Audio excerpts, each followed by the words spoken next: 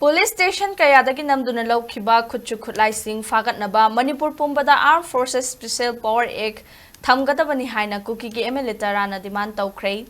Tongan ba media da report tawagi matung ina Kuki ki MLA tarana phongdorakliba wafam asida Kuki singna police station kayadagi namduna Laak-khiba khutlai gi matang da pandri. Kuki MLA tarana punna thokpa statement amagi matung ina thasi gi taramari da Ministry of Home na thokhiba order amana Manipur ki police station taruk na konba mafamda amuka hanna ek asi thamjilakliba asi amuka hanna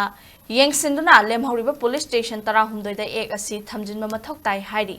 MLA tara gi cherol aduna makhatara aduna handak lengak paiminariba MLA singi oiba mifamna Juribam district ki thodok amada angang ahum amadi nupi ahum hatkibaga mari lainana Kuki militant singi mathakta Paktak nana operation chathanaba Laak-khiba warep adubu yaning daba phongdorakli lengaki warep adubu kanglup naibani haibaga loinana mamang chahi ge me ahum dagi ngasi fawba thokli bairang asida Tampak amadi chingdagi lekhidraba singi case NIA na sinagadabani hairi